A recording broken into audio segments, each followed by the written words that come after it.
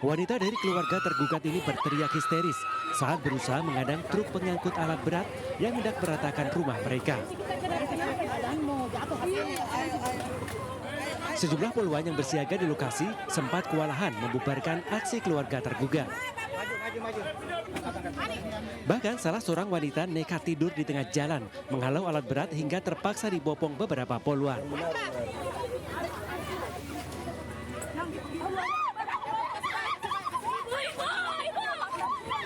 Meski berkali-kali dihalau keluarga tergugat, proses eksekusi terus berlanjut setelah dikawal ratusan personel dari Polres Maros.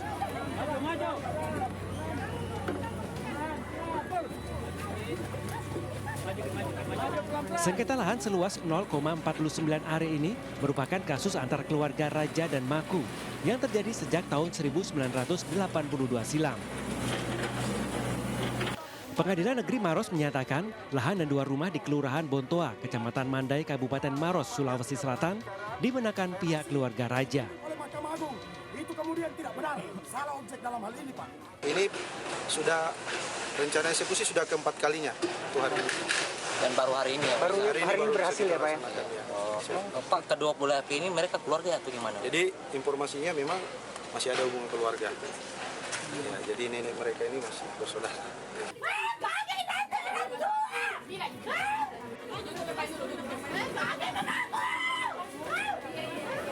Meski diwarnai kericuan, proses eksekusi lahan berhasil dilaksanakan pihak Pengadilan Negeri Maros. Dari Kabupaten Maros, Sulawesi Selatan, Wahyu Ruslan, iNews melaporkan. Why you run? Why you run? Hah? Ini dia berusaha Warga terpaksa kabur, mengamankan seorang pria warga negara asing Jawab. yang mengamuk dan merusak rumah warga di kawasan Gerobokan, Kuta Utara, Badung, Bali. Dalam rekaman video terlihat warga bersama sejumlah aparat desa berusaha mengamankan pria tersebut yang diduga dalam pengaruh minuman keras. Saat kejadian, pelaku awalnya mengaku mencari barang miliknya yang hilang dan terlacak melalui aplikasi daring terdeteksi berada di salah satu rumah warga. Namun saat dicari, pelaku tidak menemukan barang yang dicari hingga akhirnya mengamuk dan merusak rumah tersebut. Meski sempat ditangani pihak kepolisian, namun kedua belah pihak sepakat menempuh jalur damai. Pelaku pun menyampaikan permohonan maafnya kepada korban dan menyatakan siap mengganti kerusakan yang terjadi. Dari Bandung, Bali, Indira Ari melaporkan. Sama pemilik warungnya. Praktek prostitusi dengan modus jual kopi dalam warung di wilayah pinggiran kota Sidoarjo berhasil digerebek tim Satpol PP Pemkab Sidoarjo. Dalam razia ini petugas mengamankan 13 pekerja seks komersil, belasan botol miras dan sejumlah alat kontrasepsi. Belasan wanita PSK ini diamankan dari sejumlah warung kopi di wilayah batas kota Sidoarjo, Mojokerto. Meski mereka sempat sembunyi dari kejaran petugas, belasan PSK ini akhirnya bisa ditangkap dan diamankan ke kantor Satpol PP Sidoarjo. Untuk menarik pelanggan, belasan PSK sengaja buka praktek prostitusi sejak siang hingga malam dengan menyewa bilik kamar yang ada di dalam warung kopi.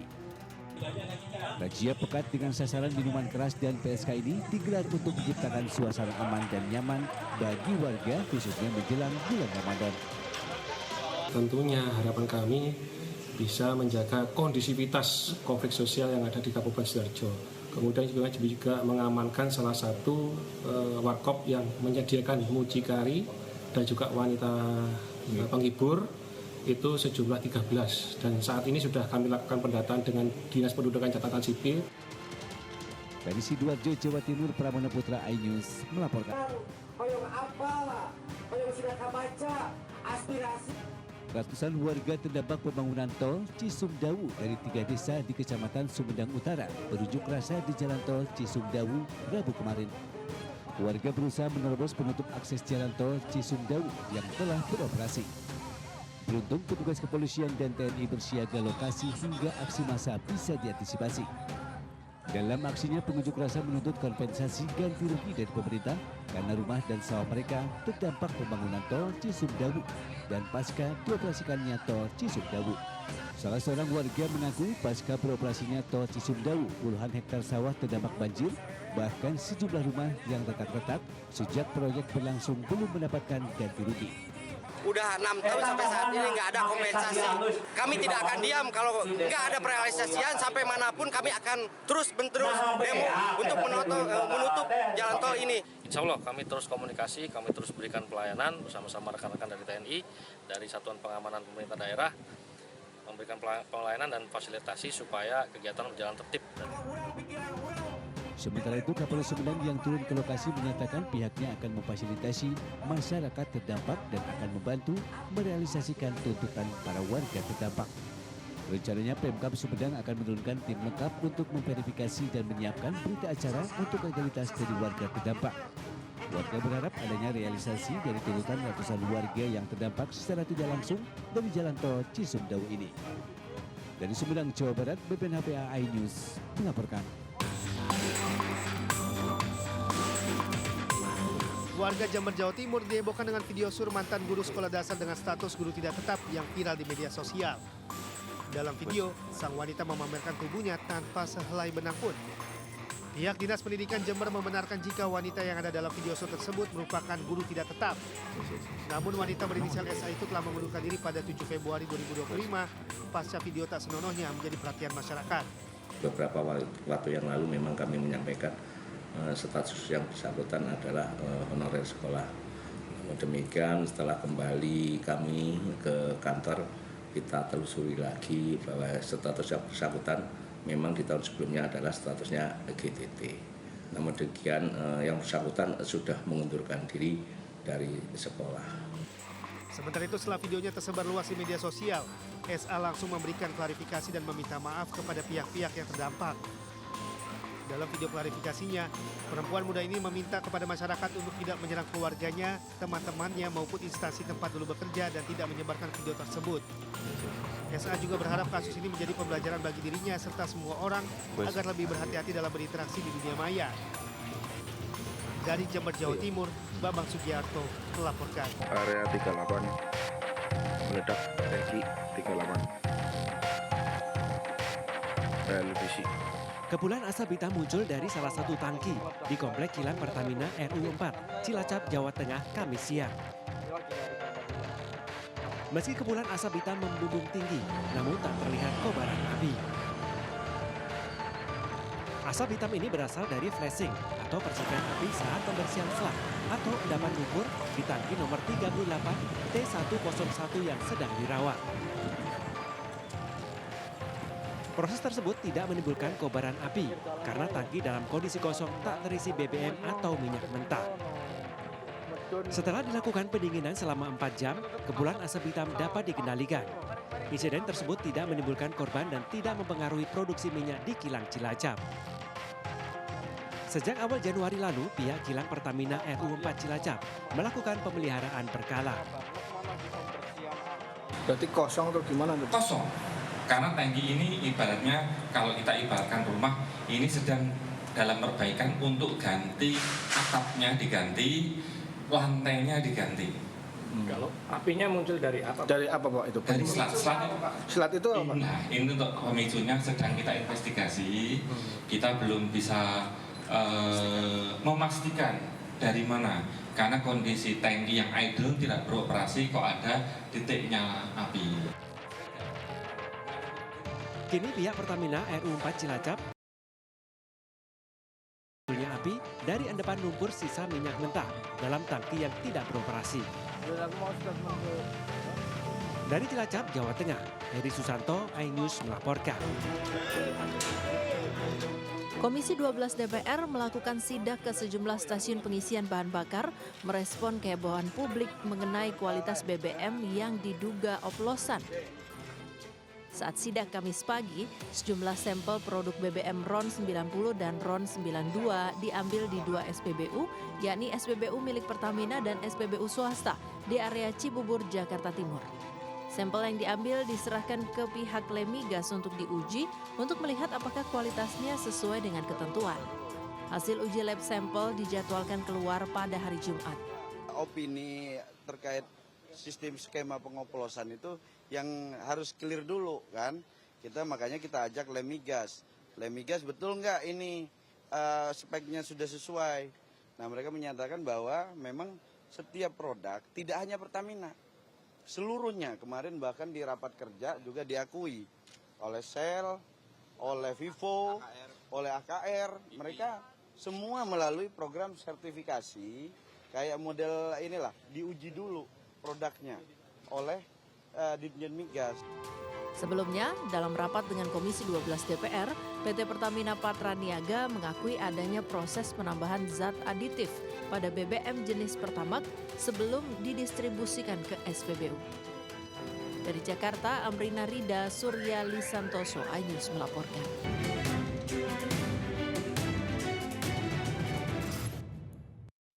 Dengan ditangkapnya 2 petinggi Pertamina oleh Kejagung sebagai tersangka baru dalam kasus mega korupsi BBM, kini sudah 9 tersangka yang ditahan. Kedua tersangka baru berperan melancarkan pembelian bahan baku RON 90 untuk dimanipulasi menjadi RON 92. Mayoritas tersangka dalam kasus dugaan korupsi minyak mentah Pertamina ini memiliki jabatan sebagai direktur. 9 tersangka itu adalah Gading Ramadan Judo, Komisaris PT Jenggala Maritim dan Direktur PT Orbit Terminal Merak, salah satu broker dalam kasus ini. Dimas Werhaspati, selaku Komisaris PT Navigator Khatulistiwa dan Komisaris PT Jenggala Maritim. Rifa Siahaan, Direktur Utama PT Pertamina Patraniaga. Yoki Firnandi, Direktur Utama PT Pertamina International Shipping. Sani Dinar Saifuddin, Direktur Feedstock and Product Optimization PT Pertamina International. Agus Purwono, Vice President Feedstock Management PT Kilang Pertamina International. Muhammad Keri Andrianto Riza, Beneficial Owner PT Navigator Khatulistiwa. Dan sementara itu 2 tersangka baru yakni Maya Kusmaya, Direktur Pemasaran Pusat dan Niaga. Dan Edward Kohn, Vice President Trading Operation PT Pertamina Patraniaga. Sementara itu ada fakta mencengangkan diungkap oleh Kejagung terkait kerugian negara akibat mega korupsi Pertamina. Kerugian negara mencapai 193,7 triliun, ternyata hanya di tahun 2023 saja. Jika praktik rasuah berlangsung dari tahun 2018 hingga 2023 dan kerugian negara dirata-ratakan sama seperti tahun 2023, maka total kerugian negara nyaris mencapai 1.000 triliun rupiah. Tim Liputan iNews melaporkan. Pemirsa, Presiden RI Prabowo Subianto memimpin proses upacara parade senja retret kepala daerah yang berlangsung di lapangan Pancasila Akademi Militer Magelang, Jawa Tengah. Prabowo bertindak sebagai inspektur upacara. Dalam kegiatan itu terlihat beberapa tamu undangan termasuk Presiden ke-6 RI Susilo Bambang Yudhoyono dan Presiden ke-7 Joko Widodo. Prosesi parade senja dimulai pukul 17.30 waktu Indonesia Barat di depan gedung geraha utama yang telah diresmikan Prabowo tahun 2024. Acara ini berlangsung di tengah guyuran hujan saat Prabowo bersama Jokowi, SBY, Panglima TNI Agus dan juga Kapolri Listio Sigit melakukan pemeriksaan atau inspeksi pasukan dengan menaiki Maung Pindad.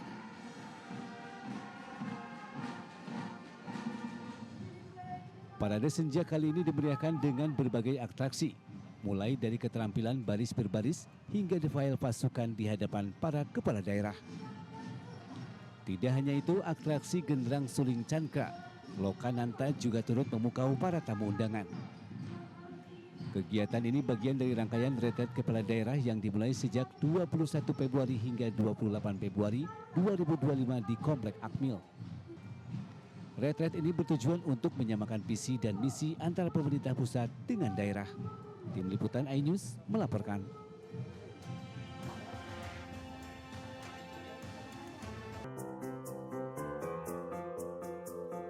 Ada sederet momen menarik di balik kegiatan retreat kepala daerah di Akademi Militer Magelang. Momen-momen itu diunggah Wamendagri Bima Arya usai sidak menyusuri tenda tempat kepala daerah menginap. Bima pun mengungkapkan selama ikut retreat kepala daerah harus menyiapkan segala sesuatu secara mandiri. Sidak pertama Bima menghampiri Wali Kota Depok Supian Suri yang mengelap sepatunya sendiri. Setiap hari bersihin sepatu sendiri, Kak? Iya, Wamen. Terlihat agak kaku. Iya, kaku karena ada Pak Wamen saya jadi. Bima kemudian memergoki Bupati Majalengka Eman Suherman tiba-tiba muncul sambil membawa sapu dan pengki. Melihat Bima mampir, Eman langsung sibuk menyapu halaman tendanya. Bima dan kepala daerah yang lain tertawa melihatnya.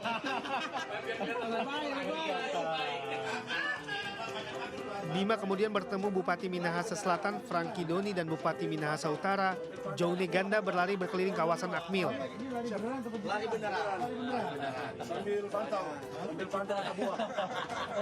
Selanjutnya Bima menyapa Bupati Rembang Harno sedang membersihkan sepatunya. Harno mengatakan pengalaman retreat menyenangkan buatnya. Itu kenang-kenangan yang sangat menyenangkan, menggembirakan, dan bersejarah. Bima kemudian menghampiri sejumlah kepala daerah yang sedang bersantai di halaman tendanya. Wali Kota Surabaya Adi Cahyadi yang hanya mengenakan kaos dalam langsung masuk ke tenda.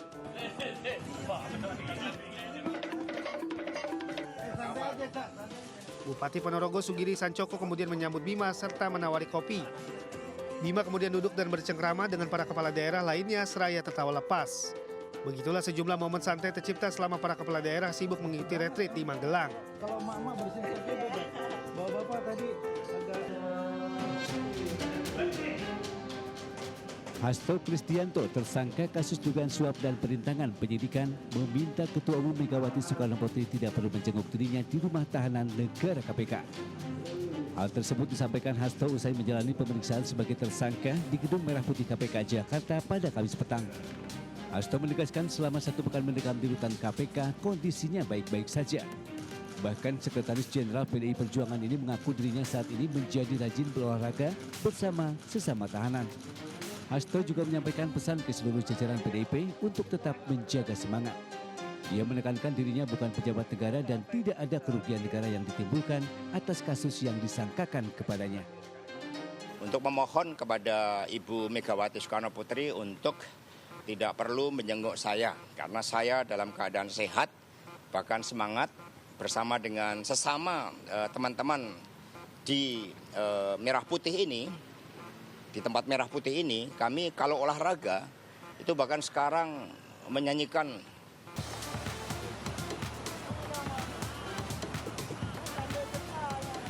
Detik-detik 2 truk terseret derasnya arus sungai Krung Tiro di Kecamatan Mutiara Timur, Kabupaten Pidi, Aceh, terekam kamera ponsel warga.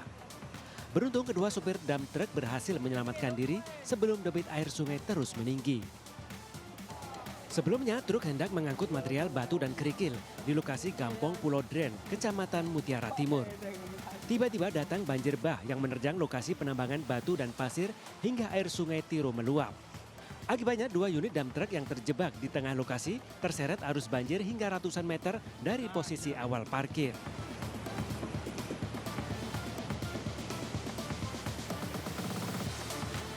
Saat kejadian, kedua truk dalam kondisi kosong tanpa muatan. Warga sekitar menyebut sopir truk dinilai kurang waspada dan nekat mengambil muatan saat cuaca buruk. Diduga banjir bah akibat intensitas hujan tinggi di area hulu dan lokasi kejadian menyebabkan air sungai meluap. Dari Kabupaten Pidi, Aceh, Jamal Pangwa, iNews melapor.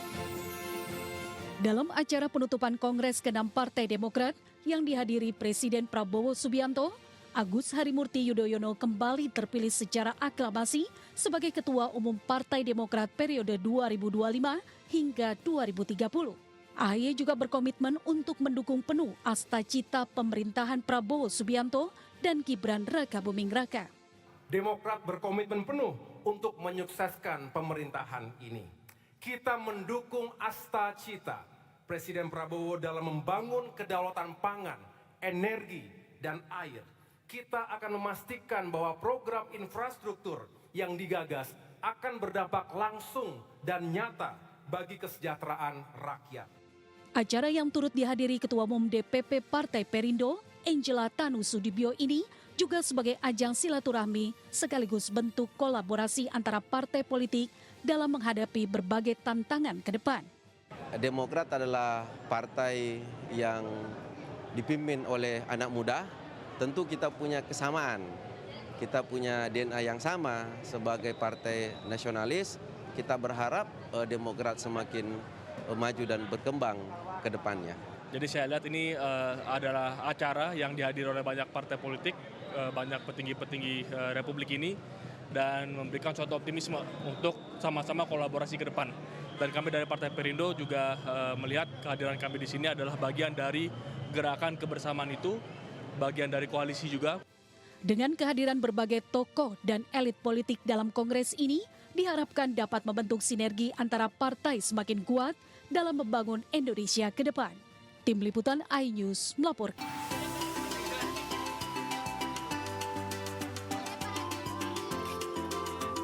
Meski bulan suci Ramadan belum dimulai, namun baju-baju lebaran sudah mulai diburu masyarakat. Salah satunya yang dijual para pedagang di Pasar Tasik, Cideng, Jakarta Pusat. Pedagang membuka lapak di bagian bagasi mobil mereka.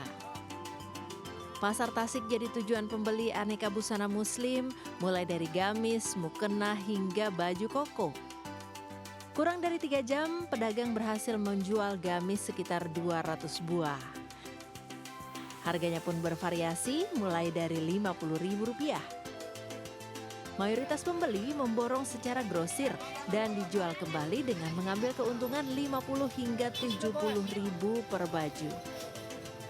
Sini tuh udah sering dengar kalau di sini tuh langsung dari tangan pertama konveksi, otomatis kami kalau ngambil ke sini kan tangan pertama tuh, kita nggak bisa jual mahal gitu. Jadi bisa ngambil untung sedikit, terus dapat model yang banyak.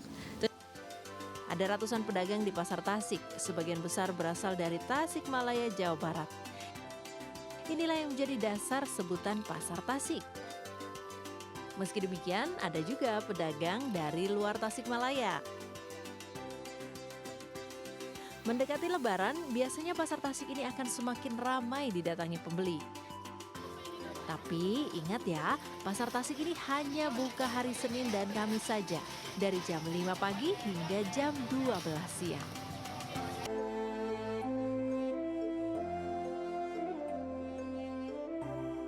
Beragam cara dilakukan dalam menyambut datangnya bulan Ramadan, salah satunya seperti yang dilakukan warga desa Nepen, Teras, Boyolali, Jawa Tengah. Di sini warga beramai-ramai mencuci karpet masjid atau musola di aliran sungai yang jernih. Menurut mereka, mencuci karpet atau tikar ini sudah menjadi tradisi yang dilakukan warga secara turun-menurun sebelum bulan Ramadan tiba. Sedangkan alasan warga memilih sungai Kali Talang karena airnya yang sangat jernih dan terus mengalir dari sumber mata air alami sehingga karpet atau tikar bisa bersih maksimal. Soalnya di sini kan aliran airnya itu deras, terus tempatnya luas, jadi teman-teman itu buat nyuci itu enak gitu loh mas.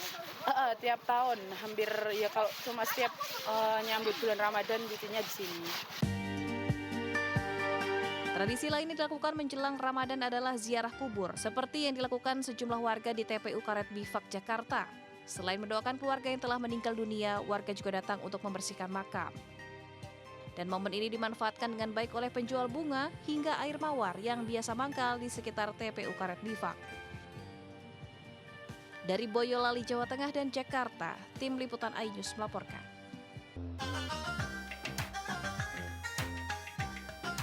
Ratusan karyawan MNC Group dan masyarakat umum sangat antusias mendonorkan darahnya dalam kegiatan bertajuk MNC Love Donation yang digelar MNC Peduli bekerja sama dengan PMI Kota Sukabumi di Gedung iNews Tower, Kebon Siri, Jakarta Pusat.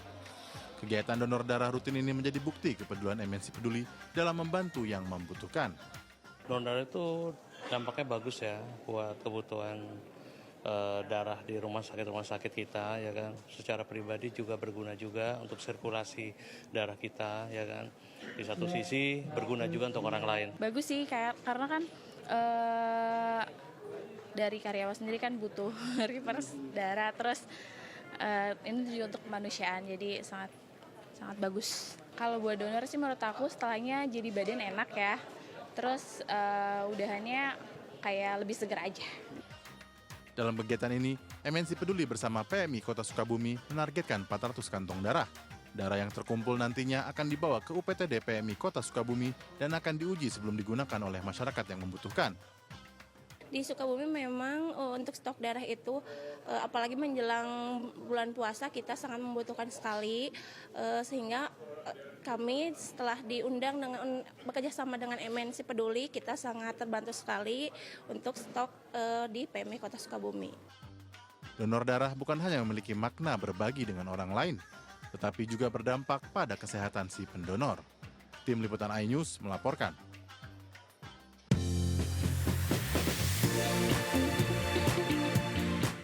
Pemirsa GTV, semakin mudah mendapatkan informasi terkini dari penjuru negeri. Cukup scan QR Code di layar TV Anda untuk menyaksikan buletin iNews. Saksikan tayangan GTV di mana saja dan kapan saja melalui RCTI Plus. Pemirsa, informasi tadi sekaligus mengakhiri perjumpaan kita malam hari ini. Selamat malam dan sampai jumpa.